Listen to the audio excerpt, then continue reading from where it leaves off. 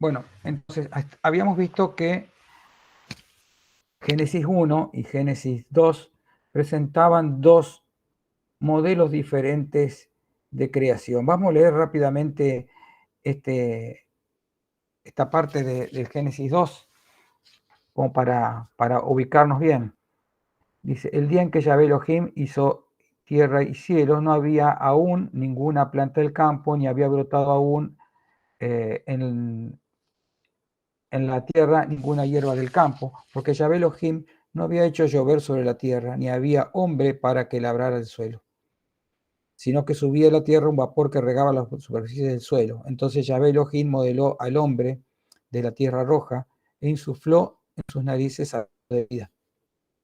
Y el hombre llegó a ser alma viviente, y plantó Yahvé Elohim un huerto en Edén, al oriente, y puso allí al hombre que había formado.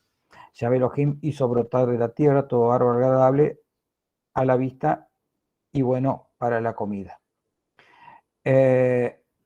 Habíamos dicho que el Génesis 2 mostraba un ambiente más propio de la región de Canaán, al contrario de el Génesis 1 que estaba tomando de las mitologías babilónicas y del ambiente babilónico, y que planteaba un estado inicial a partir de la estación del otoño, porque ahí dice que sube el vapor desde los valles, asciende el vapor, y por otro lado, el vapor de la mañana, ¿no es cierto? Y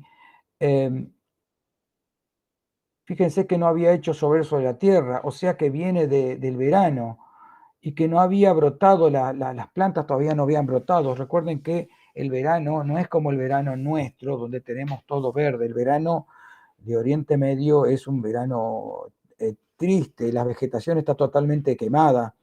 Entonces, de ahí es que venía la idea el tema de que vienen del verano y la excusa para poner ahí el inicio del año nuevo. Y habla también de el que modeló el hombre con la tierra roja, le insufló el aliento de vida, la relación entre el viento y la vida, que como Dios de los vientos también daba la vida y daba la muerte. Ya vamos a ver un poco más de eso. Y habla del tema de un huerto en Edén al oriente. Y en medio del huerto estaba el árbol de la vida y el árbol del conocimiento del bien y del mal. Y del Edén salía un río que regaba el huerto y desde ahí se dividía en 4 cauces, que después vamos a ver un poquito más de eso. Tomó pues Yahvé Elohim al hombre y lo puso en el huerto del Edén para que lo cultivara y lo guardara. Y ordenó Yahvé Elohim al hombre diciendo, de todo árbol del huerto come libremente, pero del árbol del conocimiento del bien y del mal no comerás, porque de él el día que comas ciertamente morirás.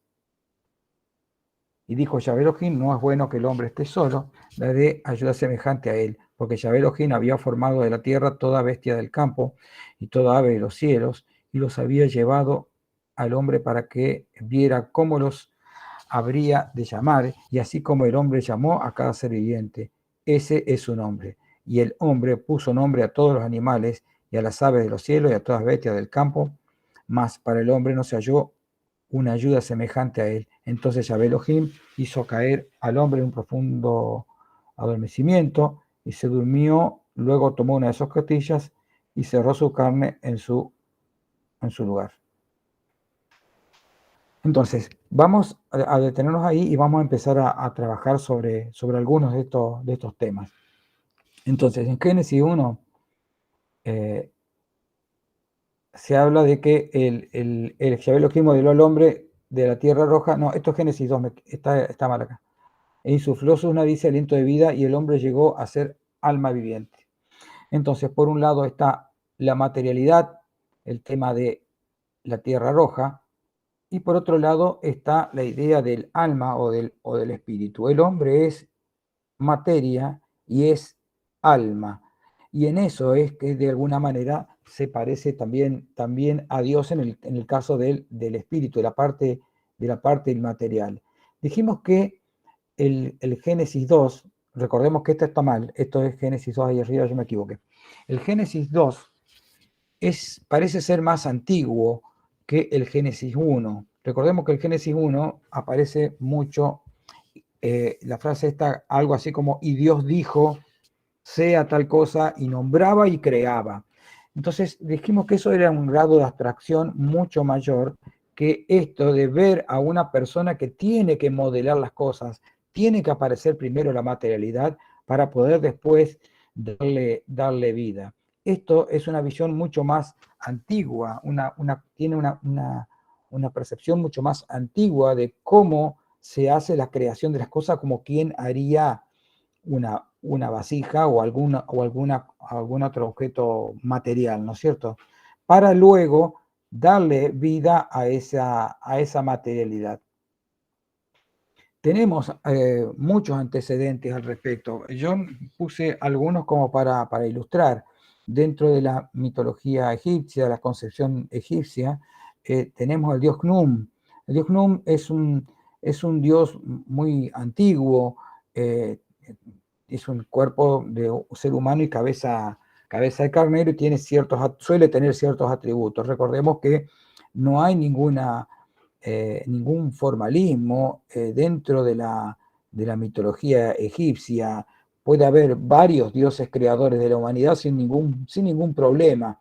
Depende de cuáles de los templos haya impuesto su poder para tomarlo, digamos, para que de alguna forma la realeza vinculada siempre con el templo lo tome como a ese dios particular, que lo tome como patrono de esa realeza y lo lleve adelante a todo el país, pero digamos, permitían que el resto de los templos que tenían sus propios mitos creacionales y sus propios dioses patronos locales sigan existiendo, por más que el poder siempre esté centrado en el poder se desplace de uno a otro templo, ¿no? Bueno, era propio de la isla de Fantina y se consideraba uno de los dioses primordiales, era un dios de las fuentes de aguas, tanto de las fuentes del Nilo como las fuentes del Nilo, también relacionado con el Nilo subterráneo, el Nilo del inframundo. Y era particularmente, y es lo que nos interesa, un dios alfarero que creaba las personas en el tono de alfarero. Acá justamente lo estamos viendo en esa actividad, ¿no? Por eso se llamaba padre de los padres y madre de las madres. Ahora bien, él creaba la materialidad, pero por acá abajo hay otro personaje que tiene un aspecto bastante extraño también, ¿no? Como muchos de estos dioses egipcios. Es una divinidad femenina y que tiene la cabeza de rana. Esta personalidad femenina se la llama Heket y es llamada la que hace respirar, justamente porque lo que hace es lo que Yahvé hace cuando le da ese hálito, el hálito vital. Fíjense que acá no se ve claramente, en otra imagen se va a ver un poco mejor. Acá están creando a Igi Jarsontus, que en la rueda del alfarero, y Heket le acerca a la nariz el símbolo de la vida, el símbolo Ang, el símbolo, esa especie de cruz con el arito arriba, muy, muy conocida dentro de la, de la mitología egipcia, inclusive hoy se usa como amuleto, ¿no? Hay todo como una vuelta al tema tanto de los símbolos egipcios como de los amuletos egipcios, y el símbolo Ang la gente se lo tatúa inclusive, ¿no? En los brazos se lo suelen tatuar.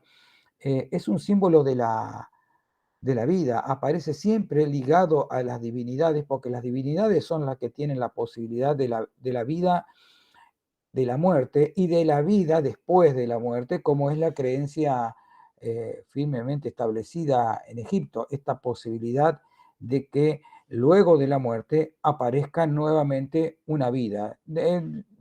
con ciertas características parecidas a la vida propiamente dicha, pero con características propias también del inframundo, en mejores condiciones. Si uno es alfarero, será alfarero en la otra vida, pero en mucho mejores condiciones que la que vive en la actualidad, ¿no? Estas escenas están frecuentemente labradas en los mamisi, que eran las casas de nacimiento que tenían muchos templos tenían estos mamisis, donde se solía representar esta escena. Esta diosa Heket es una diosa muy, muy antigua, arcaica, se diría, ¿no? Y que formaba parte de la Oudóada, un grupo también creacional que tenía relación con la aparición del huevo primigenio, del cual luego surge el sol. Es otro mito de la creación de Egipto, donde se ve más claramente la escena. Acá Tacnum creando una pareja de ser humano, y Heket le está acercando a la vida, digamos, a la nariz le está acercando el símbolo de la vida. Entonces la vida relacionada con el acto de respirar. El respirar es lo que diferencia al vivo del muerto. Y el muerto en Egipto tenía que volver a respirar después de la muerte para poder seguir viviendo después de la muerte. Bueno, acá cité otra vez el párrafo. Entonces Jehová Dios formó al hombre del polvo de la tierra y sopló en su nariz el aliento de vida, y fue el hombre un ser viviente. De alguna manera, por supuesto que siempre salvando las distancias de que son culturas diferentes, pero la idea el hálito divino, el que las divinidades le otorguen a través del aire, el movimiento, que es el que entra por la nariz, del viento, el aspecto vivificante tanto a los actos creacionales como en el caso de Egipto después de la muerte. Vamos a ver un poco el tema de el Inuma Ilu, no confundirlo con el Enuma Elish. Este es otro texto que se lo conoce como el poema de Atrahasis también, o el muy sabio, el sumamente sabio, como pusimos ahí. Y Enuma Elish Abilum significa cuando los dioses hombre, literalmente, ¿no? Se traduce como cuando los dioses hacían de hombre. Lo que se tiene que entender que era aquel tiempo primordial en el que los dioses hacían el trabajo que hoy hacen los hombres. O sea, en ese tiempo primordial, cuando no existían los hombres, los dioses trabajaban. Esa es la idea. Y por supuesto que esto que está acá arriba, en Uma Ilu Dabilum, es el incipit del poema. Entonces, justamente, así como hablamos otras veces que Berejit era el nombre de el Génesis en la lengua hebrea, y que así comenzaba, así con esa frase comenzaba el texto del Génesis. Bueno, de esta manera es lo mismo, digamos. Entonces el nombre correcto formalmente, si bien no tienen nombre estos poemas, el nombre que les dan es el incipit, pero hay un autor que lo llamó el poema de Atrahasis, y bueno, quedó conocido así. Entonces tal vez aparece como el poema de la creación a veces y demás. Es un texto del siglo XVII antes de Cristo, pero tiene todos los elementos morfológicos dentro de la lengua que hacen pensar que fue compuesto en realidad en el siglo XVIII antes de Cristo. Si bien hay que considerar que este tipo de poemas largos, tipo epopeyas así, son producto de la acumulación de mitos muchísimo más antiguos, que en ese momento, por una cuestión político-social, se ponen por escrito, y de esa manera nos han llegado a nosotros. Tenemos que tener en cuenta eso.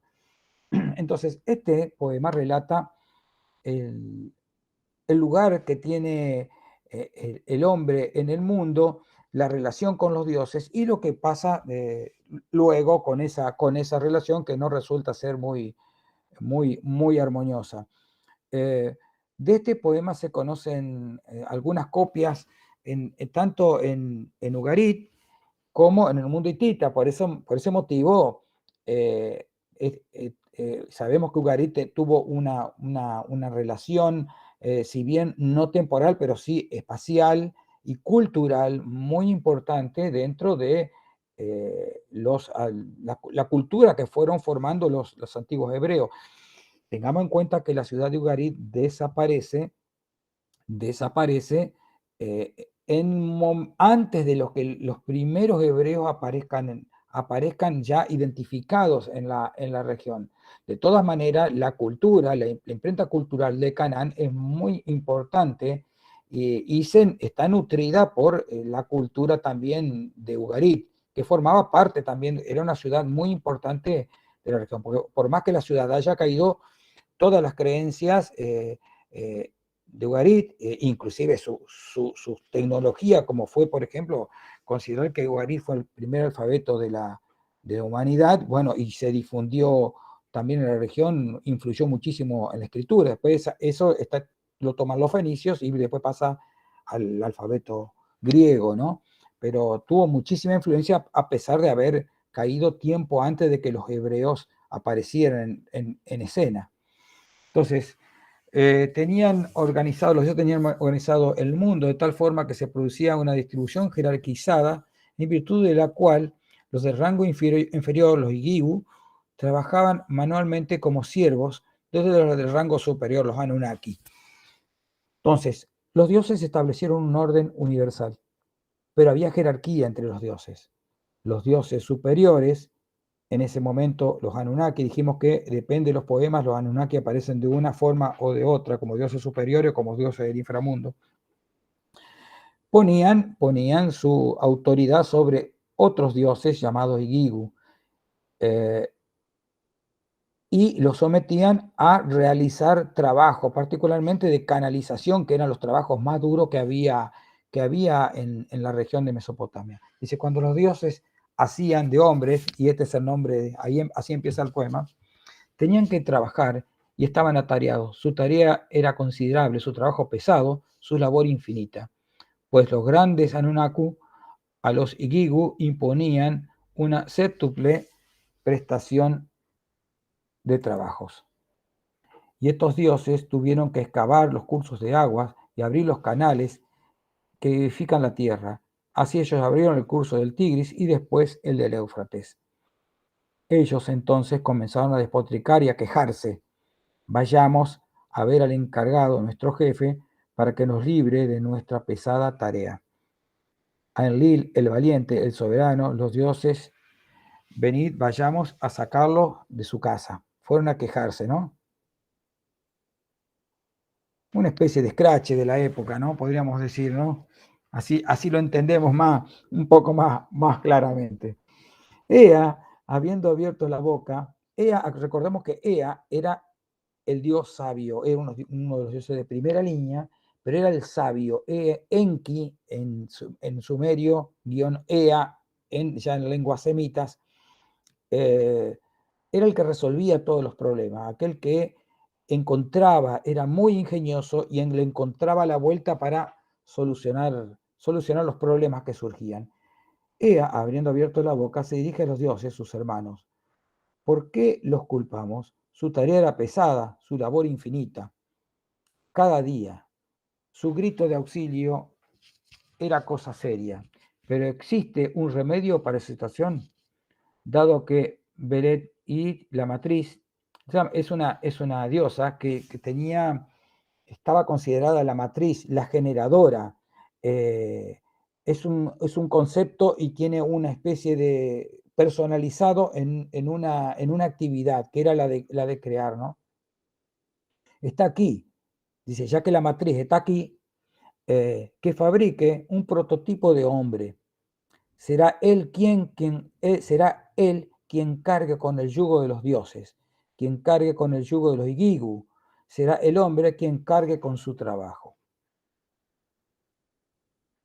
Enki entonces abrió la boca y se dirige a los grandes dioses. Entonces se inmolará un dios, Nintu mezclará la arcilla. De este modo el dios y el hombre estarán asociados, reunidos en la arcilla. Un momentito.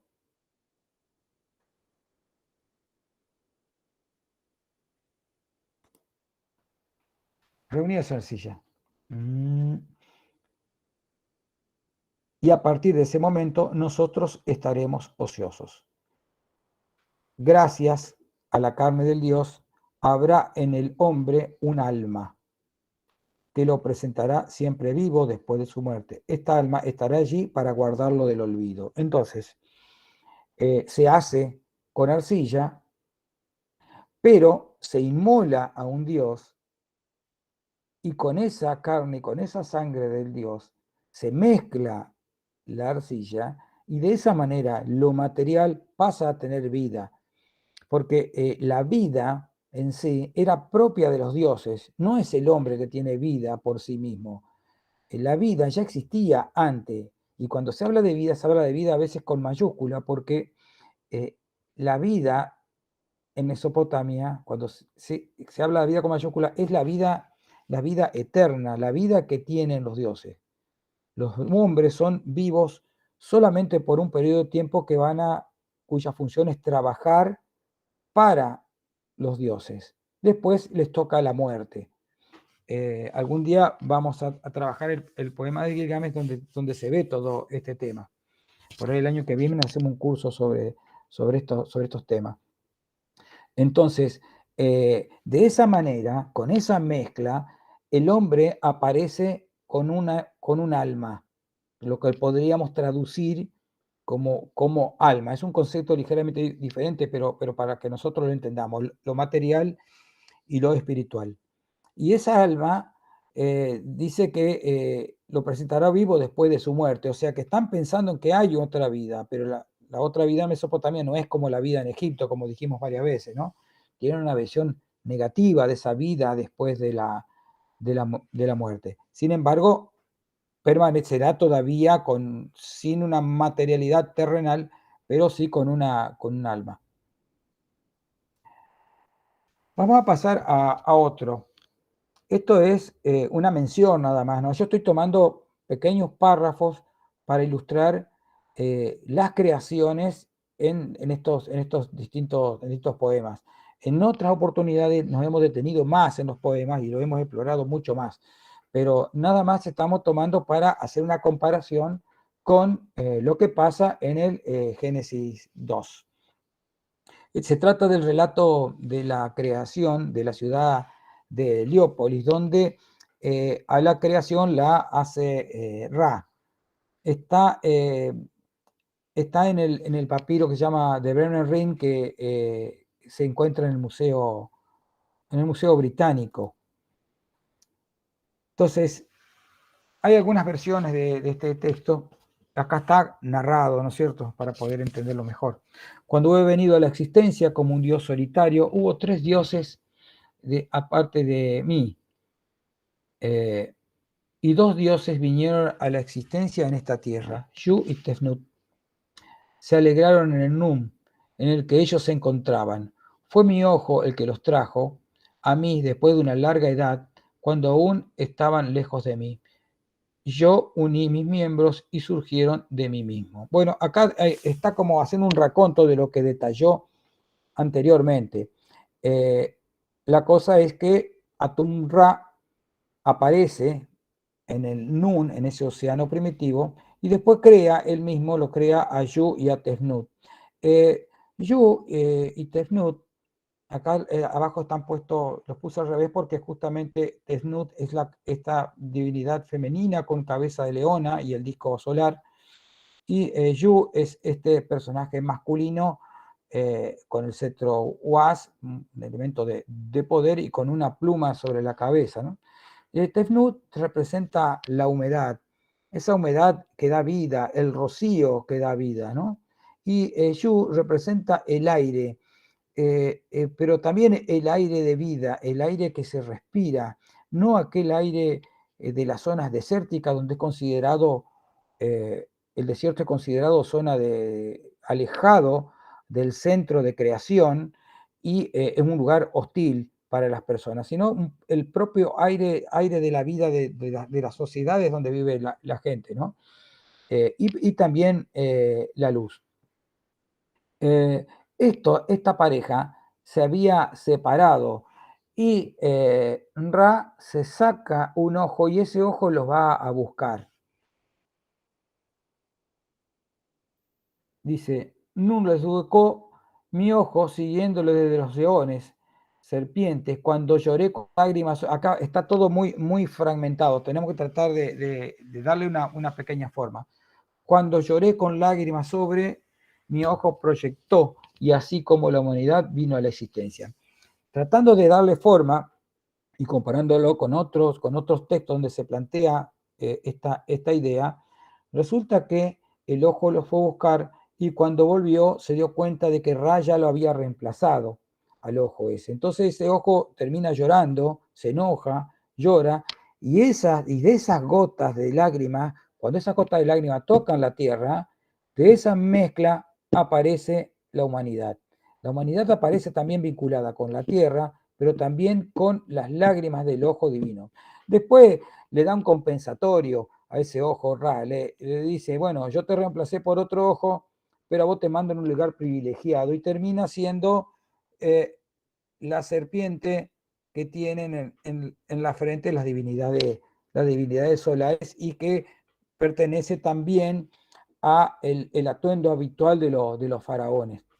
Ese sería el ojo de Ra. No confundir con el ojo de Horus, que es otro concepto y es otra cosa. Y es otra historia muy diferente a esta. El ojo de Ra es la serpiente, sobre el ureos, sobre la frente. Bueno, acá yo puse esto porque esto pertenece a la misma mitología. Y ahí está Yu interponiéndose entre Geb y Nut, separando el cielo de la tierra. El aire atmosférico separa al cielo de la tierra, que pretenden estar siempre unidos sexualmente, ¿no? También la idea de separar los cielos de la tierra aparece en la Biblia como obra de Yahvé. Lloré sobre ellos y así como la humanidad vino a la existencia de las lágrimas que surgieron de mi ojo. Que él estaba furioso conmigo cuando volvió y encontró que yo ya había colocado otro en su lugar, habiéndolo reemplazado con el ojo glorioso. Así yo lo ascendí a mi frente, y cuando él ejerció el gobierno sobre la tierra entera, su ira se extinguió, porque yo lo había restituido lo que yo había restituido lo que había sido tomado de él. Esto era la historia más o menos como se la estaba contando anteriormente. Ahora sí, el Enuma Elish, una parte del Enuma Elish que no vimos anteriormente. Solamente habíamos visto lo que podíamos comparar en ese momento con el Génesis, ¿no? Esta es otra parte, yo no recuerdo si yo lo saqué o si lo había dejado, ¿no? Ustedes después me dirán.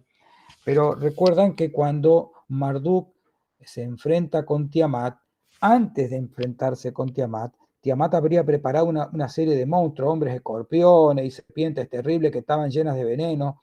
Recuerdan, era un ejército terrible, era un ejército de terror contra el cual Marduk tenía que pelear.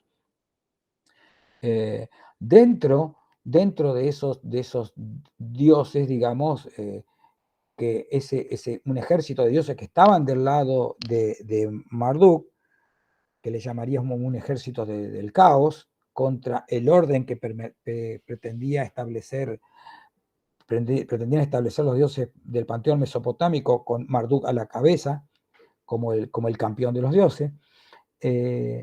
Estaba Kingu. Kingu se transformó, es un hijo de Tiamat y es esposo de Tiamat. Era el general de ese ejército de monstruosidades que iban a luchar contra Marduk. Dice, cuando Marduk oyó las palabras de los dioses, su corazón lo empujó a creer maravillas. Y abriendo su boca se dirige su palabra a Ea para comunicarle el plan que había concebido en su corazón. Voy a condensar sangre y formar huesos, y haré surgir un prototipo humano que se llamará hombre. Voy a crear este prototipo de hombre para que les sean impuestos los servicios de los dioses y que ellos estén descansados. Por los dioses también habían reclamado eso, ¿no? Que me sea entregado el que tramó el combate. Le impondré su castigo para que vosotros podáis vivir en paz. El que había tramado el combate era justamente Kingu, ¿no? Los de Kingu, los grandes dioses, le replicaron. Fue Kingu el que tramó el combate y movió la rebelión a Tiamat y organizó la batalla. Entonces se le infligió su castigo. Se le cortó la sangre. Con su sangre, Ea formó la humanidad. Impuso sobre ella el servicio de los dioses, liberando a esto. O sea, otra vez la idea, en otro poema, de liberar a los dioses del trabajo, de la dureza que significa el trabajo en Mesopotamia. En Mesopotamia hay varias de estas creaciones también de la humanidad, varios poemas que justifican de manera bastante similar todas, pero por supuesto que los artífices de esa creación van variando en función de los dioses que se consideran con más poder en el momento que son escritos los textos. Estos textos tienen un sentido sociopolítico muy importante. Y acá es donde cito a mi recordada amiga Diana Rocco, porque ella siempre me decía que justamente en esto se ve el problema del unde malum. El unde malum es una pregunta que sobrevuela en general el problema central de las religiones. Si Dios es bueno y si la creación es algo bueno de los dioses, ¿por qué existe el mal? ¿De dónde sale el mal? Bueno, el cristianismo lo acomodó muy bien con el tema del demonio, ¿no? El demonio a quien cargarle todos los males, pero el demonio lleva la complicación de que es una personalidad también divina, es un ser divino el demonio, y ya el monoteísmo original judío se quiebra drásticamente con la aceptación de la existencia de una personalidad que lleve a cabo, que personifique, que concentre la idea del mal. Entonces, dijimos que acá se podía llegar a ver que este poema presentaría algún tipo de solución a esta pregunta trascendental, ¿no? Porque el hombre tiene algún germen del mal porque está hecho con la sangre de una divinidad derrotada, pero derrotada con justicia porque era una divinidad perteneciente al grupo del caos. ¿Se entiende? El caos atentaba contra los dioses del panteón mesopotámico, y todas esas personalidades presentaban lo opuesto. Si los dioses mesopotámicos representaban el bien, estos dioses representaban el mal. Hacer el hombre con la sangre de una de estas divinidades derrotada, con el lugarteniente de Tiamat, con el esposo de Tiamat, el primer esposo era Apsu, recuerden que había sido muerto por Enki, por Ea, y entonces ahí está el germen del mal. El hombre tiene, la maldad aparece dentro de la misma sociedad de la humanidad, porque los hombres tienen un aspecto que no es bueno, y justamente viene de la sangre de este Dios. Entonces, volvamos al tema de el Génesis. Adán. Adán es hijo de Adama, que es como se la llama a la tierra.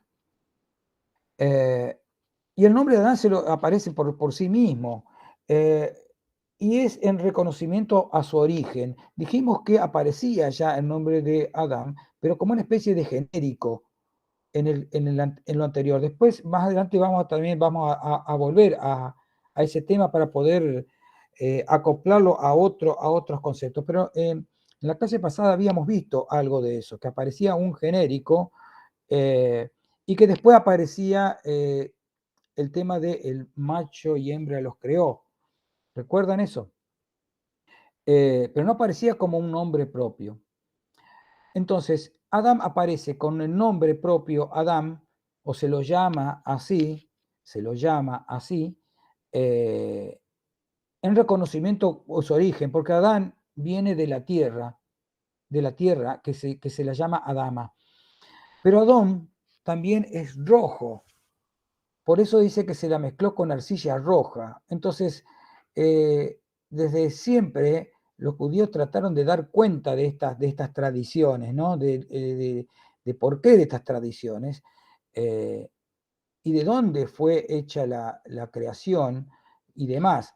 Entonces, se cree que la arcilla es una arcilla propia de Hebrón, porque Hebrón tiene ese tipo de tierra roja. Entonces se dice que ahí es donde fue hecho Adán. Pero lo que nos interesa a nosotros es la relación justamente de Adán con la misma tierra, conceptualmente, ¿no? Aparte de que se dice que Dios sacó, hizo y lo modeló como si fuera Num, de la misma manera, si bien Num usaba un torno, era más avanzado, porque trabajaba en el torno, Yahvé lo modeló teóricamente con sus manos. En griego, el ser humano es llamado epistonios, y esa palabra viene de ton, que es una de las palabras que tiene el griego para llamar a la tierra. Por eso tonio, algo tonio, es perteneciente a la tierra. Nosotros esta palabra ton la tenemos en los tónicos, en la palabra tónico, y la tenemos también en la palabra autóctono. Fíjense que suena medio raro la palabra autóctono. Autóctono quiere decir propio de la tierra. Cuando alguien es autóctono es porque tiene ton lo tiene incorporado en esa palabra, porque pertenece a la tierra como lugar. ¿Se entiende? Entonces, no es tan ajeno. A nosotros nos parece medio raro esto de epictonio, ¿no? Pero esto epic significa por encima. Entonces, epictonio sería estar por encima el que está por encima de la tierra, pero de alguna manera está por encima de la tierra porque forma parte de la tierra.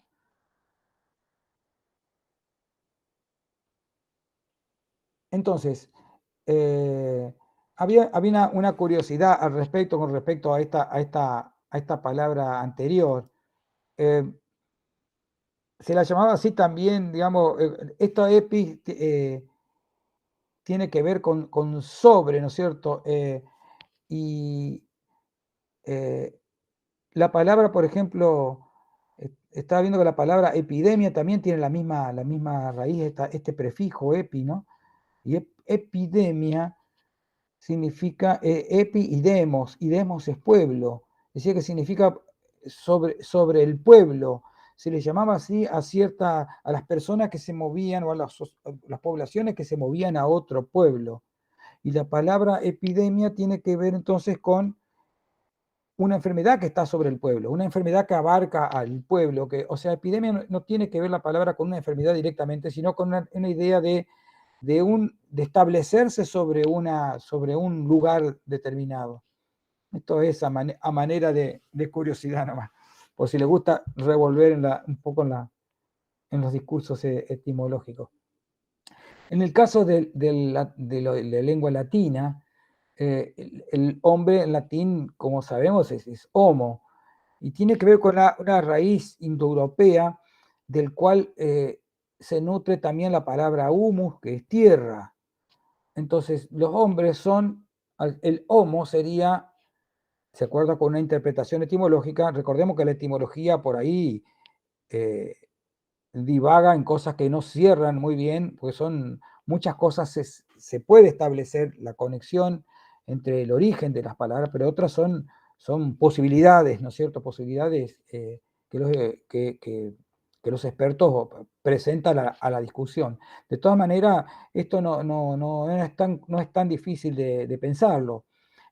Tienen la misma raíz, por lo tanto, el hombre, el homo, es aquel que pertenece al humus, que es la tierra. Entonces, el hombre ligado directamente al origen de la tierra, de origen, a tener un origen en la tierra. Entonces, los hombres están anclados a la tierra porque los dioses viven o dominan el cielo.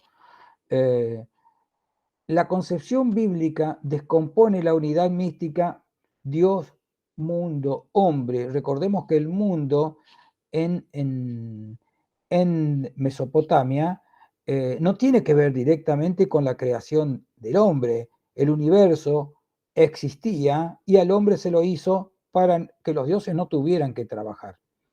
Entonces, justamente, el relato bíblico rompe con esto.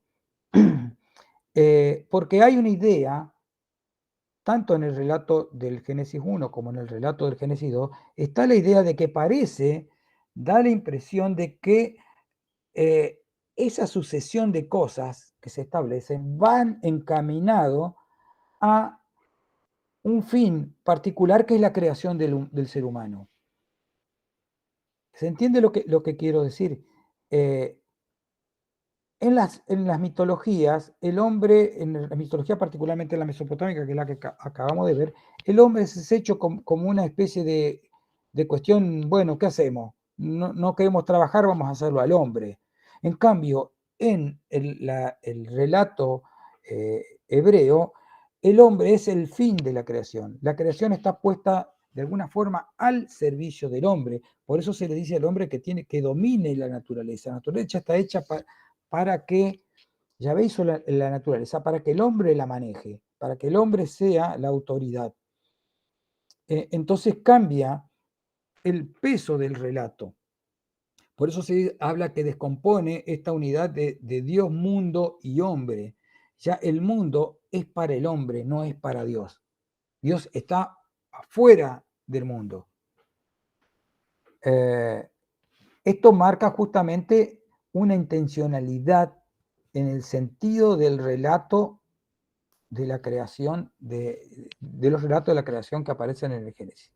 Hagamos al hombre a nuestra imagen conforme a nuestra semejanza. Bueno, acá aparece este plural también que es complicado.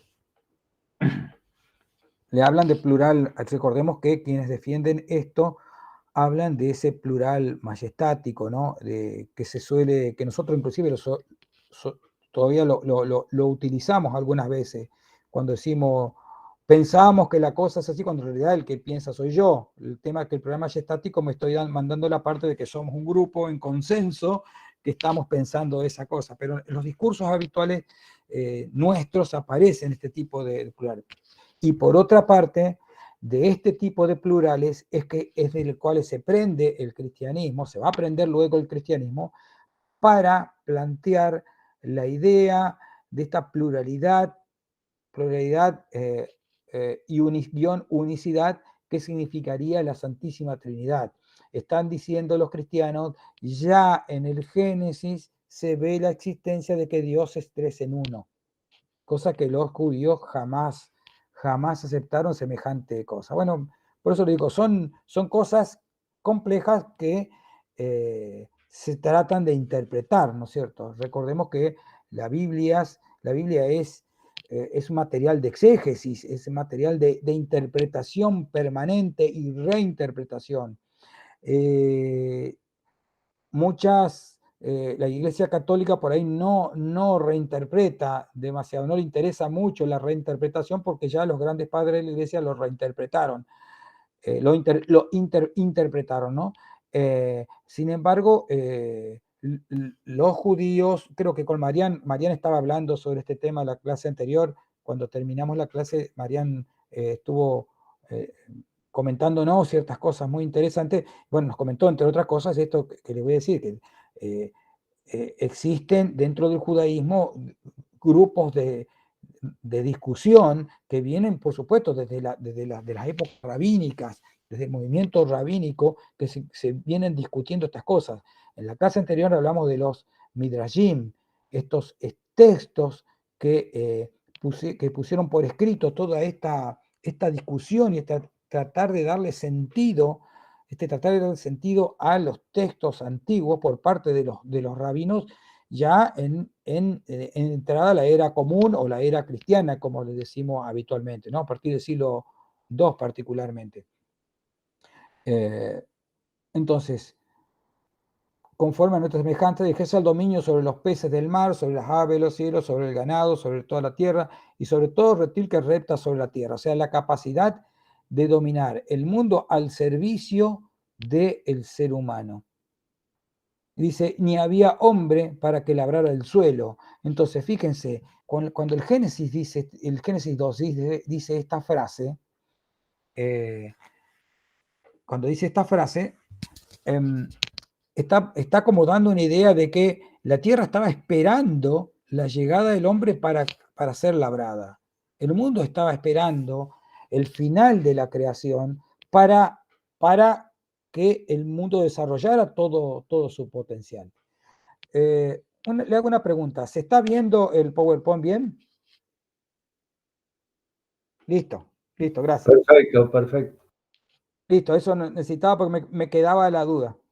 Entonces, tanto la tradición sacerdotal, recordemos que es la del Génesis 1, como la yavista, que es la del Génesis 2, destacan la posición del hombre como fin de la creación. En la cultura mesopotámica, el hombre es creado con funciones de trabajar a los dioses. El mundo es de los dioses. Entonces, el mundo es de los dioses, ¿no es cierto? El hombre trabaja para los dioses en Mesopotamia. Entonces, los dioses en la tierra están representados y vinculados con la institución del templo. Recordemos que el templo es la institución más antigua que aparece. Y el templo, ¿qué hace el templo en los tiempos arcaicos? Redistribuye los bienes que produce la sociedad.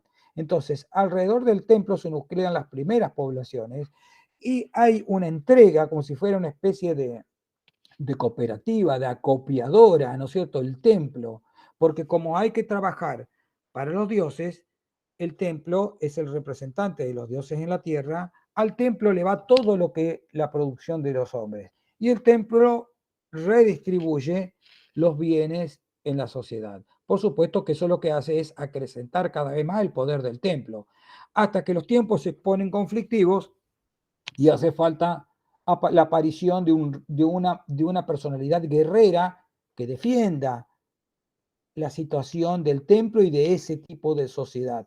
Las sociedades empiezan a chocar una con otra y empiezan a aparecer con mucha intensidad las acciones de guerra. Entonces se necesita alguien que maneje ese tipo de cuestiones. Y aparece el Ensi, que es el general dentro de la cultura sumeria, y aparece la institución de la monarquía. Entonces, el templo y el palacio en un estrecho vínculo. Pero esa institución de la monarquía ve que el templo ha llevado adelante un diseño de sociedad que es muy útil. Entonces, en lugar de combatir el palacio contra el templo, se unen. Entonces, el templo legitima al palacio. Ambas instituciones son dos instituciones de poder y de puja, pero se necesitan permanentemente. Entonces, por un lado, el palacio tiene el poder del monarca, el poder militar, después va a tener también el poder de legislar, ¿no es cierto?, de defender, de ampliar el país, de hacer que los esclavos trabajen, pero el templo es el que legitima la redistribución esa, o sea, el acopio de los bienes de la gente y, por supuesto, dándole bienes al templo y se protegen mutuamente. Es el templo, la actividad del templo, la que legitima al rey como elegido de los dioses. En el caso de Egipto, por ejemplo, el rey, o sea, la monarquía, el faraón, era casi una divinidad en vida. O sea, iba a ser una divinidad cuando se muriera, pero era Horus en la tierra, era una divinidad viva en la tierra. En Mesopotamia eso se dio muy poquitas veces por un periodo relativamente corto de tiempo, pero sin embargo los reyes seguían siendo los elegidos de los dioses. ¿Se entiende? Entonces hay una vinculación. El Papa es el elegido por Dios. En ese cónclave se elige a través de la acción del Espíritu Santo, o sea que las cosas no han cambiado mucho, la cosa sigue, esa fórmula sigue dando buenos resultados. A pesar de que hay, digamos, la actualidad es muy crítica a ese tipo de cosas, las monarquías siguen siendo monarquías por derecho divino de alguna manera, ¿no? No elige la gente, vienen por una línea que de alguna manera tienen una relación con la divinidad. Y se ve mucho en los emblemas, las coronas, las cosas que tienen arriba y demás. Entonces, en el caso del Papa es el caso más extremo que podemos conocer nosotros. Entonces, ahí aparecen también el palacio, el grupo de poder, la élite de la sociedad, palacio-templo, en función de los bienes que producen los hombres. Entonces, este tipo de mitos estaría legitimando una estructura, un diseño social particular en el cual las personas comunes trabajan para los dioses, pero como los dioses están vinculados directamente, o quienes administran los bienes de los dioses, que son bienes materiales, se entiende en el caso de Mesopotamia, el grano, la cerveza, todo tipo de bienes que una persona podía llegar a gozar, eran propiedad de los dioses y eran redistribuidos por los gobernantes vinculados con el templo. Entonces, estos mitos estarían legitimando este tipo de diseño social. O sea, los mitos no son puramente religiosos, sino que tienen un correlato político-social.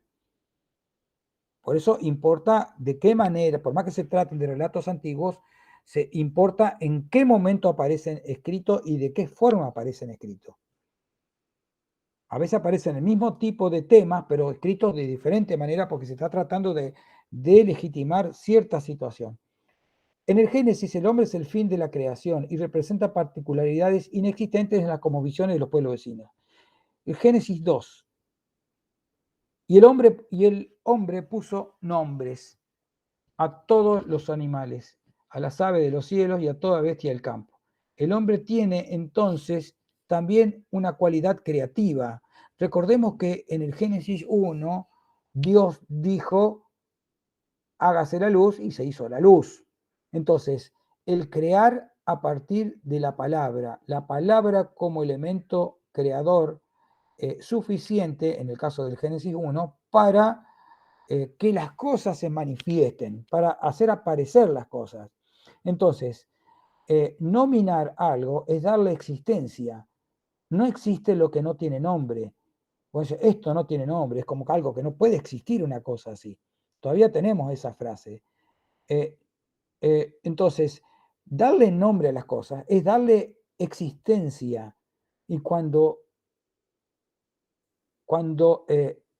Adán le pone nombre a los animales, cuando le pone nombre a los actos de la creación, le está ejerciendo un acto creador en sí, que de alguna manera se parece al acto creador de Dios en el principio de los tiempos.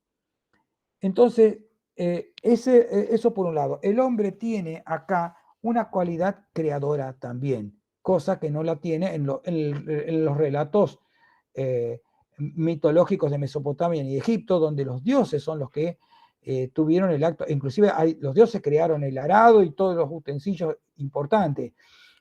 Acá el hombre participa también del acto de creación al darle nombre a las cosas creadas ya por Yahvé. El hombre está vinculado con la historia y tiene una proyección estereotípica o escatológica. El hombre está presentado ya como un elemento direccionado al futuro.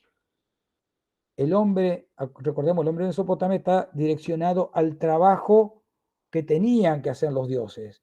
En cambio, el hombre planteado por el Génesis tiene una proyección, está vinculado con la historia, y recordemos que la historia es una línea, la historia es una sucesión de acontecimientos que no se cierra como en el tiempo. Por eso se dice que el Génesis inaugura el tiempo lineal por encima del tiempo cíclico del mito. El eterno retorno del que hablaba Mircea Eliade es cortado por el Génesis. Se entiende, el Dios de la Biblia crea al mundo una sola vez. Después vemos que hay ciclos, ¿eh? El diluvio es un ciclo, ciertas pestes son otro ciclo, ¿se entiende? Hay ciclos, el éxodo de Egipto es otro ciclo, porque el hombre va rompiendo la alianza con Yahvé y Yahvé le va dando una nueva oportunidad y se va generando ciclos. Pero hay siempre una visión al futuro, y eso es lo que distingue, eso es lo que diferencia la cosmovisión hebrea de la cosmovisión del resto de los pueblos. Entonces, los hebreos, particularmente los judíos, ya porque estamos hablando de los textos ya judíos, o supervisados por los judíos, o compilado y resignificado por los judíos, tienen elementos del resto de las culturas, pero la cosmovisión es diferente, ordenan esos elementos de una manera diferente e innovadora, ponen una cuota de originalidad dentro de lo que son los relatos bíblicos, de los relatos mitológicos, ¿no? Por eso hablamos de una visión hacia adelante, hacia el futuro, con visos escatológicos en un posible final de los tiempos, cosa que se empieza a manifestar ya concretamente de forma tardía en los últimos libros de la Biblia, como por ejemplo el libro de Daniel, y de que después el cristianismo lo va a retomar porque le va a venir muy bien el tema de la escatología, ¿no? Luego plantó Yahvé Dios un jardín en Edén al oriente, donde colocó al hombre que había formado. De Edén salía un río que regaba el jardín, y desde allí se partía en 4 brazos. El uno se llamaba Pisón, el que rodea al país de Yavilá, donde hay oro. El oro de aquel país es fino, ahí se encuentra el bedelio y el ónice. El segundo río se llamaba Gijón, el que rodea al país de Cus. El tercer río se llamaba Tigris, que es el que corre al oriente de sur. Y el cuarto río es el Éufrates. Entonces, la aparición de lo que llamamos el jardín del Edén, y que según el Génesis 2 está al oriente de, supuestamente, de la región de Palestina, que es donde están, donde el Génesis tomó cuerpo, ¿no? Donde se escribió ahí. Y habla de estos 4 ríos. Tanto el Tigris como el Éufrates, esta es una traducción, ¿no? El Tigris está nombrado de otra manera también, pero tanto el Tigris como el Éufrates son ríos conocidos, son los ríos de la Mesopotamia, pero el Pisón y el Gijón, al que es no se sabe bien con certeza a qué río se está refiriendo. Dice Ezequiel, dice, los mercaderes de Jabá y de Ramá fueron también tus mercaderes, con lo principal de toda especiería y toda piedra preciosa y oro. Vinieron a tus ferias, Harán, Cané, Edén, y los mercaderes de Jabá, de Asiria, del Quilmat, contrataban contigo. Estos mercaderes tuyos negociaban contigo varias cosas. Se está refiriendo a la ciudad de Tiro, ¿no? Está hablando que la ciudad de Tiro tenía todos estos mercaderes. La ciudad de Tiro era una ciudad muy, muy poderosa y se vinculaba, tenía, digamos, comercio con todos estos lugares. Dentro de estos lugares aparece Edén. Entonces ya Edén, por eso yo puse acá abajo que hay que diferenciar de el jardín del Edén con el paraíso, porque el paraíso es una visión que está tomada de la Septuaginta. Recordemos que la Septuaginta es la primera versión de la Biblia en lengua griega, y es del siglo II antes de Cristo, 2, 3 antes de Cristo, ¿no? Entonces los sabios, estos 70 sabios, tuvieron que traducir traducir la Biblia completa, ¿no? Todos los textos de la Biblia hebrea al griego, y tuvieron el problema de que cómo traducir ciertos términos al griego, y traducen el jardín de Edén como paraíso. Pero el paraíso tiene un concepto diferente, porque es un lugar como de premio, se toma en ese sentido. Sin embargo, el jardín del Edén, así como lo plantea ciertos textos bíblicos, es un lugar concreto, es un lugar que podría llegar a ubicarse en la tierra, no en otro mundo o en otro lugar como el paraíso. Cuando alguien habla del paraíso, habla de un lugar que no es un paraíso terrenal como se lo nombra habitualmente, sino que sí, se le llama paraíso terrenal, pero no está en este mundo, está en otro mundo. Entonces, no está ubicado en un lugar de la tierra. Sin embargo, la apreciación anterior del Génesis 2, que lo relaciona con 2 ríos, con 4 ríos, ¿no? Pero 2 de ellos perfectamente conocidos, significa que le está dando un sentido de que está ubicado en algún lado concreto del mundo conocido en ese momento, del mundo que ellos conocían en ese momento. Ahí había estado ese paraíso terrenal, ¿no? Ese paraíso terrenal, ese llamado jardín del Edén. El Dilmun, este lugar aparece ya en textos sumerios. Dice, la primera edición del Dilmun aparece en tablillas de proto-sumerio, en textos proto-sumerios, ¿no? Fechadas entre el año 3300 y 3000 antes de Cristo, ¿no? En el periodo de Uruk IV. Durante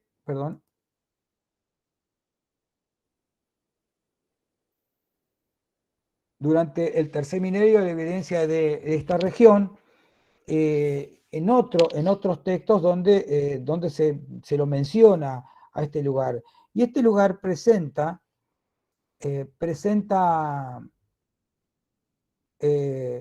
similitudes con lo que aparecen en algunos textos bíblicos, lo aparecen en las ideas bíblicas. Fíjense que aparece como un lugar de mucha riqueza. Dice, de este modo, el rey Siusudra, que había preservado a los animales y a la raza humana, fue instalado más allá del mar, en Diblum, allí donde se alza el sol. Entonces el Diblum, como un lugar donde se alza el sol, dice este poema, que es el poema de Trajasis, el que vimos anteriormente, vimos un párrafo. Es del siglo XVII a.C., pero está hablando digamos, recopila cosas anteriores. Acá cuando se habla del rey Siusudra, para que ustedes tengan una idea, y que dice que se había preservado a los animales y a la raza humana, Siusudra es la versión más, digamos, es la versión sumeria del que va a ser después Noé bíblico. Siusudra, los dioses le dicen que va a haber un gran diluvio y que construye un arca y que meta a los animales ahí. El texto bíblico está sacado de estas historias, de esas historias mesopotámicas, ¿no es cierto? Yo no lo puse con esa intención, pero ya que estamos, se lo voy a decir. Yo lo que le digo es que Siusudra, después del diluvio, y como resulta de alguna forma una persona que se salvó del diluvio, hay como una especie de arrepentimiento de los dioses por haber generado la extinción de la humanidad, porque los humanos se rebelan y hacen ruido y no dejan descansar a los dioses, como pasa frecuentemente en Mesopotamia. y entonces le mandan el diluvio. Tratan de eliminar con peste, todos no pueden y le mandan el diluvio, como un arma final y terrible, ¿no? Bueno, entonces a Ziusudra lo premian y lo mandan al Dillum, a ese lugar, que es un lugar privilegiado, se manifiesta como un lugar de muchísima riqueza, particularmente en este caso riqueza natural y bonanza de la naturaleza, ¿no? Existen varias tablillas de arcilla que se encuentran en la existencia del jardín perfecto, donde todo era belleza y armonía, y no existía la enfermedad, la muerte y ningún tipo de mal, el Dillum. Al igual que el Edén, estaba localizado al este, en el lugar donde nace el sol. Fíjense, este también aparece, este Dinu también aparece mencionado de una manera similar, al oriente, ¿no es cierto? Este poema, el Enki Ininu Saga, da algunas pistas de este Dinu, de esta idea que se tenía del Dilum. Este texto, fíjense que es muy antiguo, es del siglo XXII antes de Cristo, en torno al siglo XXII antes de Cristo. Bueno, Inursak era una de las manifestaciones, una especie de epíteto de la madre tierra que era aquí, esa diosa, una diosa muy primitiva, ¿no? Existe, según dice el poema, un país llamado Dillum. Es un país puro, limpio, brillante, un país de los vivientes, un jardín de los grandes dioses y paraíso terrenal, una tierra virginal, prístina, donde no hay ni enfermedad ni muerte. O sea, se parece bastante, diríamos esto mismo, del jardín de Edén que presenta el Génesis. En Dimlum, ya este es el poema. El corvo no da su graznido, el pájaro Itidu no da el grito de pájaro Itidu, el león no mata, el lobo no se apodera del cordero. Desconocido es el perro salvaje, devorador de cabritos. Desconocido es el devorador de granos. Ahí está interrumpido el texto, ¿no? Aquel que tiene mal de ojo no dice tengo mal de ojos. Aquel que tiene mal de cabeza no dice tengo dolor de cabeza. La vieja no dice soy una vieja, el viejo no dice soy un viejo. Aquel que atraviesa el río no dice no sabemos qué. A su alrededor no dan vuelta los sacerdotes sumidos en llanto.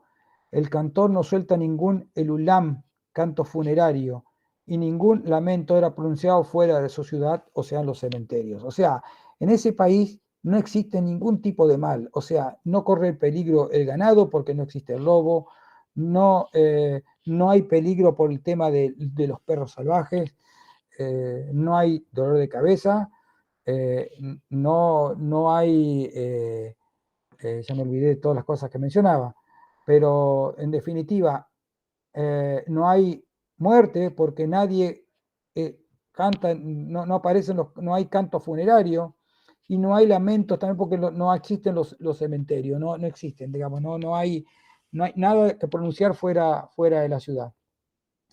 Entonces, es un lugar ideal, es muy parecido a lo que uno podría llegar a pensar en el jardín del Edén. Sin embargo, existe, digamos, en concreto algo llamado Dinlum o Tinlum, depende el origen, ¿no?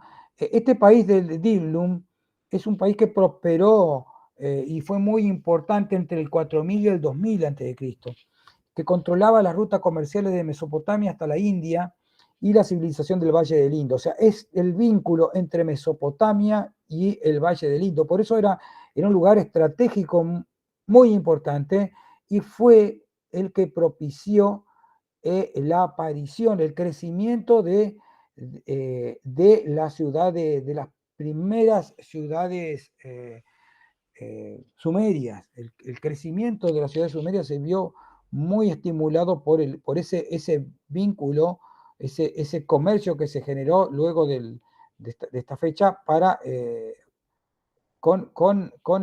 particularmente con el Valle del Indo, un intercambio comercial y cultural. Dice, hay quienes sostienen que el Dilnu estaría ubicado en la isla Falaica, que se encuentra a 50 kilómetros sudeste de la desembocadura del Tigre y del Éufrates en el Golfo Pérsico. Ahí lo tengo señalado. Acá está el Golfo Pérsico, acá está la Baja Mesopotamia, Sumer, y ven el río Éufrates y el Tigris acá. Entonces, el Dilmun sería el lugar Dimlum, el emplazamiento Dimlum, el país Dimlum sería ese lugar.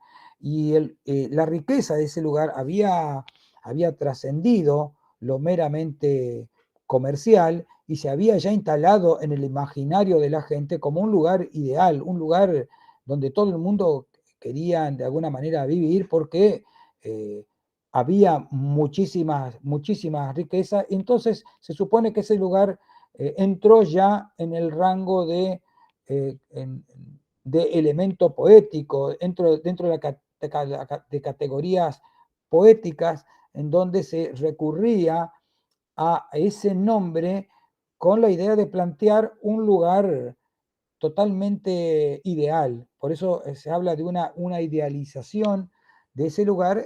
Entonces, ¿qué había pasado? Habría pasado de un lugar próspero, muy rico, a un lugar que se encontraba más allá del tiempo en sí, ¿no?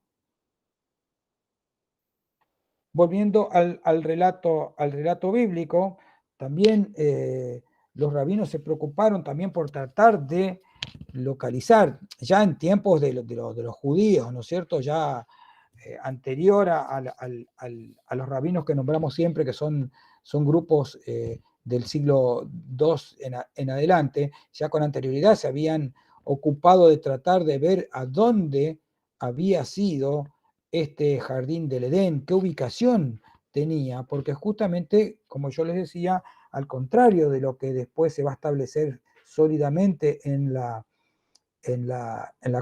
cultura, en la cosmovisión cristiana, este lugar tenía en el imaginario una situación geográfica concreta, a pesar de que nunca en la cosmovisión judía se pretendía volver a esa situación inicial de ideal. Eso aparece después, ya en los últimos tiempos. Esos, digamos, si se consideraba lugar de origen, en todo caso, la creación de la humanidad en ese lugar, pero no se lo veía como un lugar al cual retornar después de un tiempo. ¿Se entiende?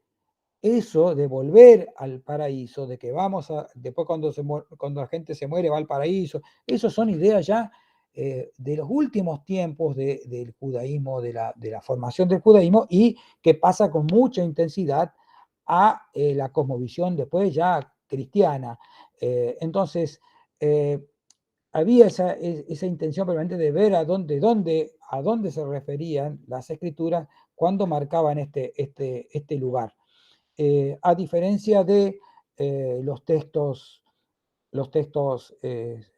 mesopotámicos que establecían el Dimlo en un lugar, el paraíso, el jardín del Edén, eh, lo intentaron buscar a partir de estos ríos. Entonces se interpretaron estos ríos, el Pillón y el Gillón, como estos ríos como el Araz y el Curá, que son dos ríos que ahí yo los marqué, que tienen su desembocadura en el mar Caspio y que representan una región en la zona oriental del Mar Negro, que es este que está por acá arriba, este que está acá. Entonces, toda esta zona se cree que podría haber sido la localización geográfica de esto que expresa el Génesis como el jardín del Edén. Por otra parte, hay quienes piensan que puede ser que eso haya quedado en la memoria tradicional, en la memoria de la tradición, como un posible origen de los hebreos de esta región. Recordemos que esta región está al norte de lo que es Palestina. Palestina está acá, ven acá está Siria, Damasco, ¿lo ven? Entonces Jerusalén está bien acá abajo, quedó acá abajo en el mapa, ¿ven? Entonces el origen, se supone que por ahí muchos piensan que el origen de los hebreos podría llegar a estar marcado por esta disposición geográfica de lo que el Génesis marca como el lugar del jardín del Edén. Pero por supuesto que son todas cosas que están en proceso de una permanente discusión. Dijo Yahvé Elohim, no es bueno que el hombre esté solo. Le haré ayuda semejante a él. Y vio Dios todo lo que había hecho, y aquí que era muy bueno. Entonces, estamos avanzando, estamos más que nada, fíjense que no nos detuvimos demasiado en cada tema, sino que estamos tratando de plantearlo, estamos dando una argumentación y estamos dando algunos elementos que nos avalen en ciertas posturas, pero no estamos haciendo una profundización. Habría que hacer una clase especial para cada uno de estos temas, seguramente tendríamos mucho de qué hablar. Entonces pasamos a otro tema, y es respecto a, de alguna forma, la soledad del primer hombre, ¿no? Entonces dice que Yahvé dijo, no es bueno que el hombre esté solo. Y por otro lado, recordemos que el Génesis 1 dice repetidamente, acuérdense que el Génesis 1 es el de los 7 días. Entonces, cuando Dios hacía alguna creación, decía, y algo así como que, y Yahvé, y Elohim dijo que eso era bueno, eso era muy bueno. Entonces, y vio Dios que todo lo que había hecho, y aquí que era muy bueno. Entonces, si la creación, y vemos este pequeño cuadrito que intenté armar, si la creación es considerada como algo bueno, y eso lo marca repetidamente el Génesis 1, y dice, por otra parte, que no es bueno que el hombre esté solo. Este no es bueno, no es una cuestión inocente o una cuestión de qué macana que el hombre esté solo, sino que está presentando una fórmula que es totalmente opuesta a lo que era bueno. Porque si no es bueno, es porque existe lo bueno. Y lo bueno fue muy estrictamente marcado y repetidas veces enfatizado por Yahvé en el momento de la creación. Entonces, si la creación es lo bueno y el hombre no es bueno, la soledad no es buena. Entonces la soledad se presentaría como un elemento anticreacional. Entonces, la soledad sería un mal absoluto, porque si todo lo que hace Dios es bueno, ese bueno de Dios es absoluto, es un bueno absoluto. Y la soledad no es buena, entonces la soledad representaría un mal absoluto y algo aberrante, algo inconcebible dentro de la creación, porque cada ser viviente en la creación tiene su par. Recordemos que Adán mismo los nombró, les dio nombre. Estamos más o menos con esto. Por ahí es algo confuso de entender, pero bueno, por eso trato de ir más o menos de forma lenta. Dice, los rabinos, dentro de esta discusión rabínica, los rabinos se ve que les gustaba juntarse y discutir. Los rabinos vieron dos aspectos negativos de diferente naturaleza en este problema, ¿no es cierto? Por un lado, es que, por supuesto, la soledad de Adán no le permitía interactuar con alguien similar. O sea, interactuar verbalmente, pero también sexualmente. O sea, le faltaba una pareja. el Génesis no lo plantea directamente así, pero sí los comentarios lo plantean, así que después lo vamos a ver. Entonces, por un lado, es este no poder interactuar. Este es uno de los problemas. Adán está solo y no tiene con quién interactuar. Pero había otro problema también, que no era menor, era realmente un problema teológico. Porque fíjense ustedes que Adán nombra, y la palabra de Adán tiene una cualidad creadora. Así como Yahvé creó a través de la palabra, Adán, cuando nombra a los animales, le está dando un paso más en esa creación, le está dando un paso más firme en la vida a esos seres. Entonces, dijimos que Adán tenía una cierta cualidad creadora, en eso se parecía, y tal vez en eso también, hay rabinos que dicen que en eso está, hagamos un hombre a nuestra imagen y semejanza, con una capacidad de crear. Podría también esta actitud de nombrar a los animales traducirse como un acto, el hombre está haciendo una imitatio Dei al nombrar los animales, haciendo las veces de una especie de pequeño Dios, porque Dios crea también a través de la palabra. Entonces, por un lado, Adán tiene cierta cualidad creadora a través de la palabra, y también era uno, ese uno con mayúscula, era una unicidad, porque todos tenían pareja, pero Adán no tenía pareja. Yahvé tampoco tenía pareja. Yahvé era uno. Entonces, acá es donde algo está, se pone muy incómodo. Adán es como una especie de pequeño Dios.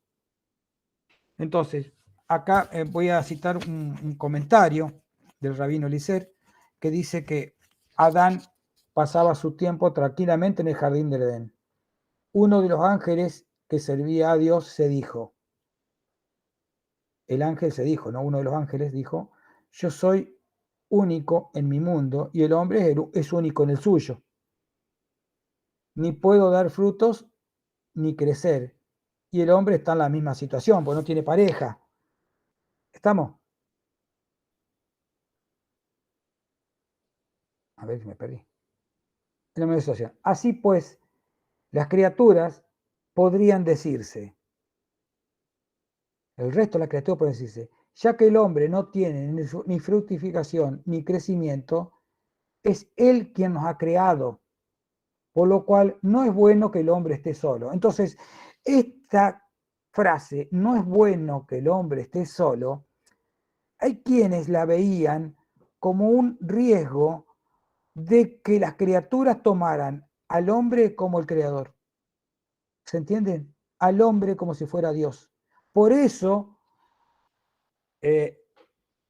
algunos de estos pensadores decían que le había dado pareja, Yahvé le había proporcionado después la posibilidad de una pareja para bajarle el nivel a Adán, porque Adán podría haber sido tomado por el resto de las criaturas como el organismo creador del universo. ¿Se entiende?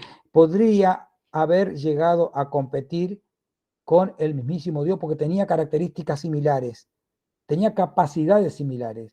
Podía crear a través de la palabra, dar creación a las cosas, y era uno, tenía esa unicidad lo diferenciaba del resto de la creación, de los seres de la creación.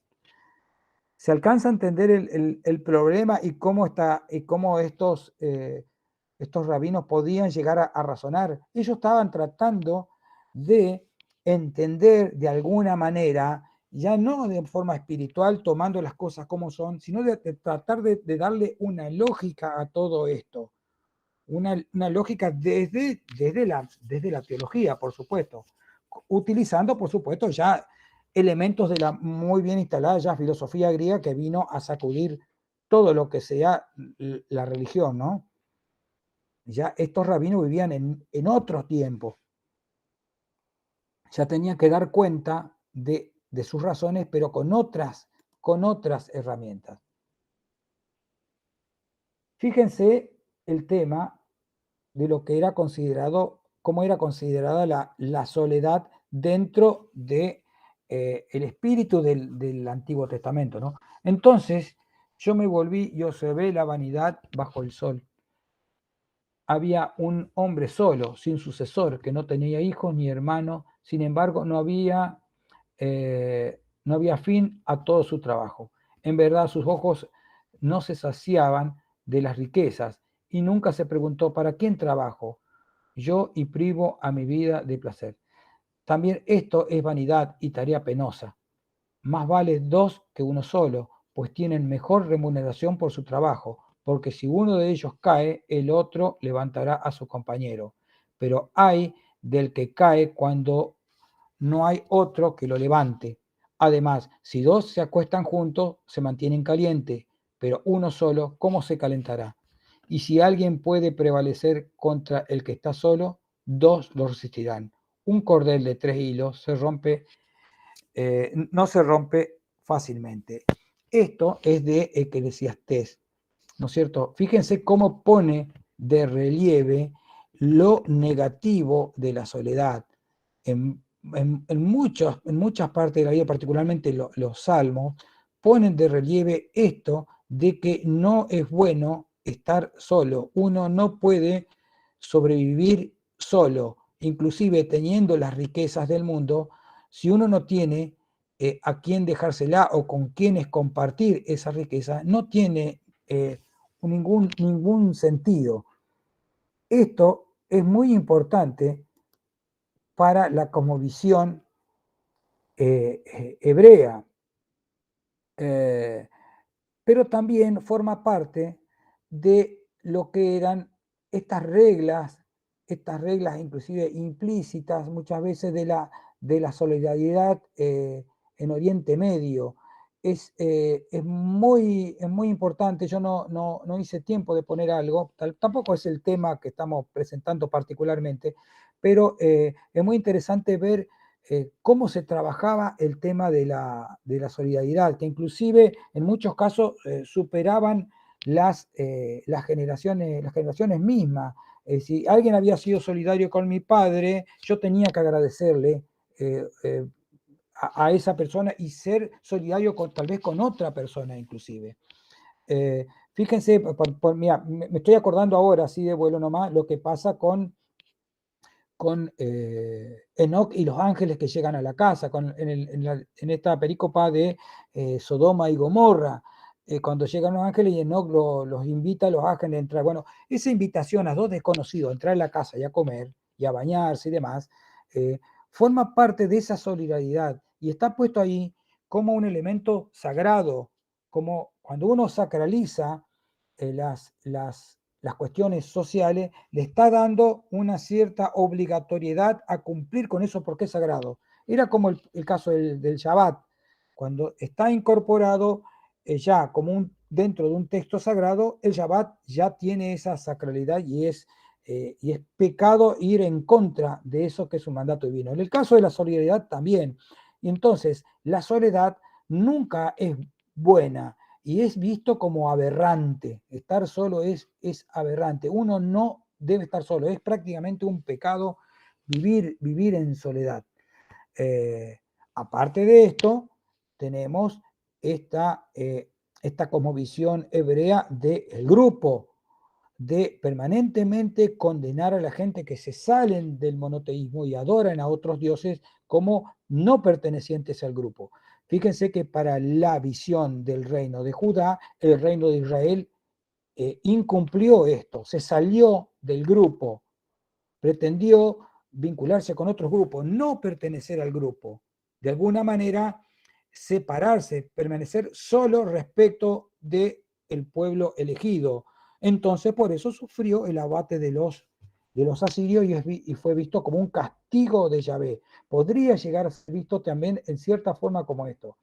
Entonces yo puse, un mito, puso que esto es un aspecto de un mito etiológico, ¿no? Este tipo de mitos son etiológicos. Muchos mitos tienen características etiológicas y eso significa que esto de lo etiológico significa dar cuenta de algo que existe. de alguna manera jerarquizar, meter en un nivel de lo sagrado algo que ya existe para mantenerlo así. Entonces, dar cuenta de por qué las cosas son como son. Los mitos dan cuenta de eso. Por eso se habla de mitos etiológicos. Las sociedades existen. ¿Por qué se existen las sociedades? Porque no es bueno estar solo. Entonces, hay un mito que dice que no es bueno estar solo, que es bueno estar en sociedad y cumplir con las reglas que esa sociedad plantea. En particular, nos estamos refiriendo a las reglas o a las leyes estrictamente judías vistos por los judíos, ¿no es cierto? Porque estamos trabajando el tema del Génesis. Pero esto del pertenecer al grupo está en muchos lugares y de la solidaridad están en muchísimos lugares, ¿no? Pero es muy característico de la cosmovisión judía. Por eso, el individuo solo no puede sobrevivirse en la sociedad. Esa es la idea, ¿no?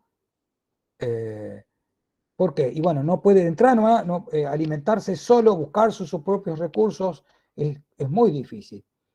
También curarse es muy difícil.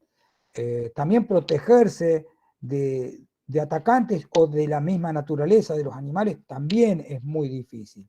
Entonces, es muy difícil que una persona sobreviva sola, o sea, visto en términos corporativos, fuera del grupo. Nadie puede existir fuera del grupo. La soledad no es una mera carencia, sino un mal real. ¿Se va entendiendo? Se va entendiendo que yo lo que estoy planteando son diferentes aspectos o diferentes formas de explicar de alguna manera por qué no es bueno estar solo. Hay una cuestión teológica, esta cuestión de que Adán se parecía a Dios y no era conveniente de que esté solo, pero hay una cuestión concreta y terrenal que son estas que estamos planteando, y social también, de modelo de sociedad también. Entonces, la soledad es una muerte social. Quien está solo muere socialmente y no tiene la posibilidad del rescate o del amparo o de la asistencia hasta espiritual del que está al lado. Porque no hace falta, digamos, por eso no es una mera carencia. Uno no carece solamente de cosas, sino que carece fundamentalmente del apoyo espiritual, de la compañía. La compañía es algo que alimenta el aspecto psicológico de las personas. Entonces, la soledad también como un sello de la muerte misma. Quien está solo está limitando, jugando con la muerte. Por eso la soledad es planteada como algo antinatural. Recordemos que mencionamos que la soledad de Adán es planteado, cuando dice no es bueno, está planteado como algo que es anticreacional, anti la estructura que Dios crea, que nosotros la conocemos como la naturaleza, ¿no es cierto? La sociedad judía tiene muy presente esto de la personalidad corporativa que nosotros vimos, ¿no? La pertenencia a un grupo y deberse a las leyes internas de ese grupo. En el caso de la sociedad judía, el yavismo como elemento de poder importante. Siempre había una condena al que se salía, al que se cortaba solo y se iba con otro. Entonces, de ahí viene la condena. Por eso es que eso está presente en estas largas genealogías, ¿no?, que aparecen en algunos libros de la Biblia, cuando hablan de y tal engendró a tal otro, y tal engendró a tal otro, y no termina más, y uno dice, ¿por qué enumera tanto, ¿no es cierto? Porque de alguna manera está marcando la pertenencia a un grupo y la no pertenencia a otro grupo que son los enemigos del pueblo elegido. Recordemos esto de las tablas de las naciones, esto que aparece relacionado con los hijos de Noé y todo, que daban cuenta de la existencia del pueblo elegido en la genealogía, pero también de los elementos negativos o bastardos dentro de los hijos de Noé que habían repoblado la tierra, dan cuenta de los pueblos vecinos que eran los enemigos del pueblo de Israel. Por eso las genealogías son tan importantes, por esta idea de la pertenencia al grupo. Y la pertenencia al grupo estaba en contra de la soledad, ¿no es cierto? Tenía todo su argumento en contra de la soledad. Oseas, el profeta Oseas, eh, eh, tiene en sus relatos proféticos eh, una, una forma que toma a Yahvé, toma al pueblo de Israel como si fuera de alguna manera hijo, es hijo del Padre. Yahvé es el elector del pueblo de Israel y Israel es el pueblo elegido. Entonces lo toma como un vínculo padre-hijo, pero también lo toma como un vínculo matrimonial.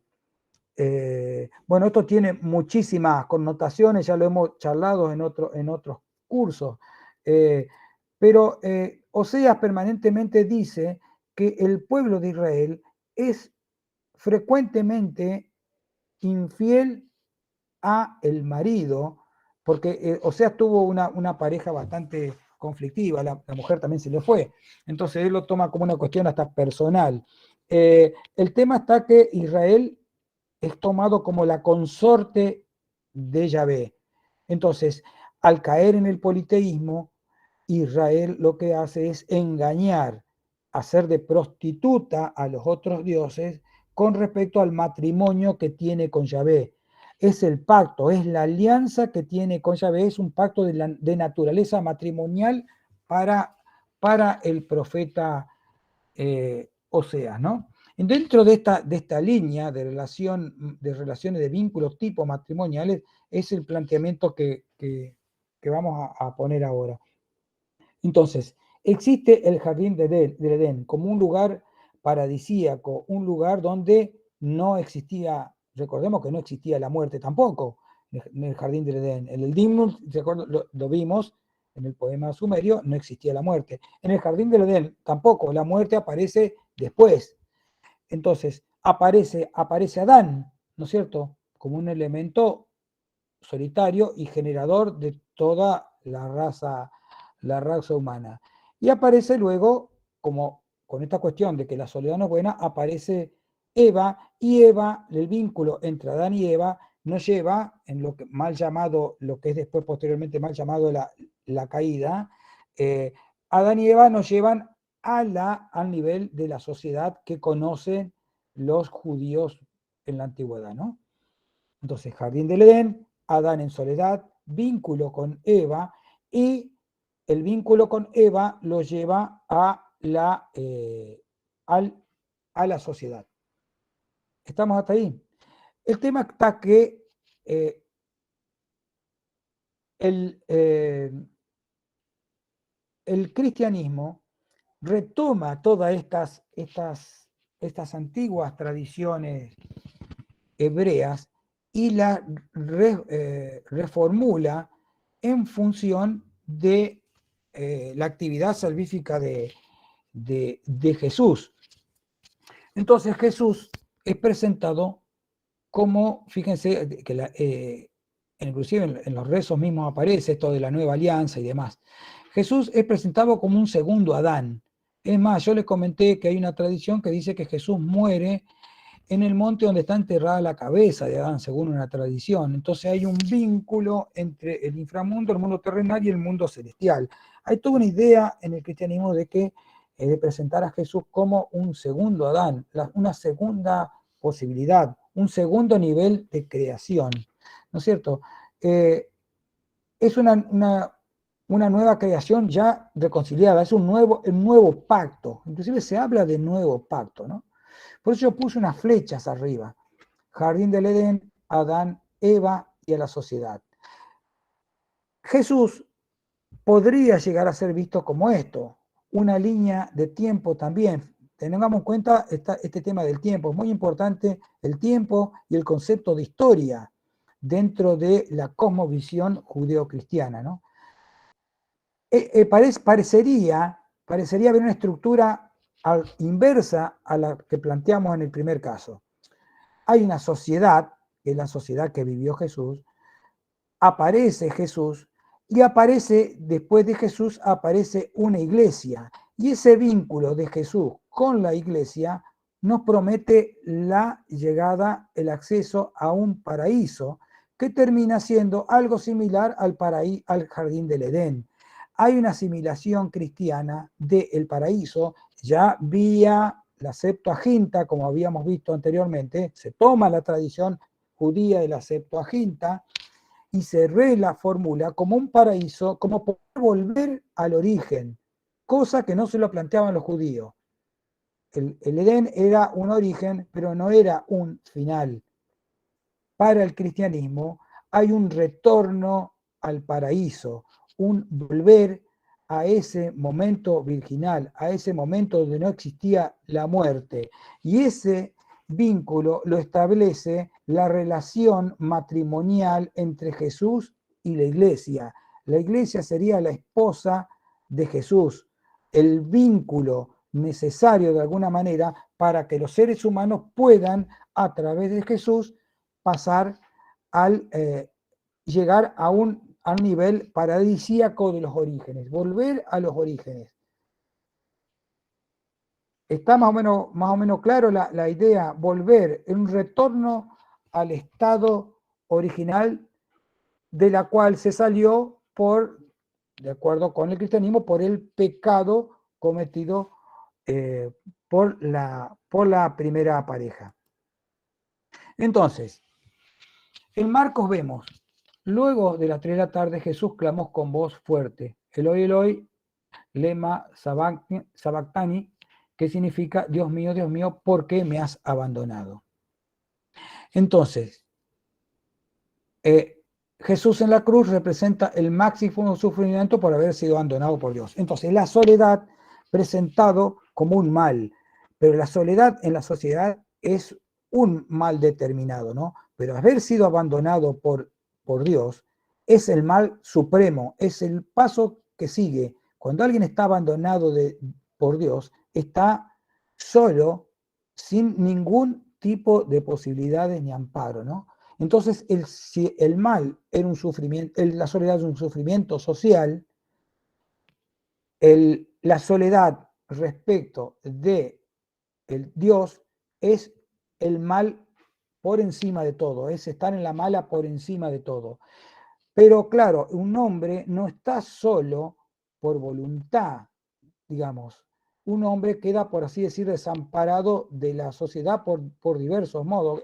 Se supone, en esta cosmovisión se supone que el hombre quiere siempre pertenecer a algún grupo social y que no está solo por voluntad. Sin embargo, como Cristo se propone sufrir por la humanidad, de acuerdo con la cosmovisión cristiana, estas son interpretaciones cristianas, ¿no? Como se propone, elige un mal supremo, que no es solamente el sufrimiento corporal, porque ahí está sufriendo el cuerpo en la cruz. Pero Jesús elige, de alguna forma, ser abandonado por su Padre. Se alcanza a interpretar esto, la profundidad de este pensamiento. Entonces, la expresión es Cristo en la cruz, este Cristo barroco que tenemos nosotros en la mente, todo ensangrentado explícitamente en la cruz, como mostrando un sufrimiento, sufre aún algo mucho más grave, que es el abandono del amparo del Padre. O sea, vive en la soledad más absoluta de la que nosotros podríamos llegar a pensar. Nunca podríamos llegar a pensar. Se dice que Dios para los cristianos siempre está. Por más que estemos en soledad, siempre va a estar. Bueno, para Jesús ni siquiera Dios Padre estuvo presente. Entonces, ese dolor es el dolor más grande que se puede sentir. Y ese dolor es un dolor de redención, es un sacrificio, en pos de una redención. Es un elemento salvífico, es el elemento salvífico por excelencia. Por eso estas cuestiones que están vinculadas directamente con lecturas de elementos muy antiguos del Antiguo Testamento son retomadas por el cristianismo y son reinterpretadas a la luz de una cosmovisión diferente. Bueno, hasta aquí la clase de hoy, que fue la número 10. La próxima tendremos presencialidad con la clase 11.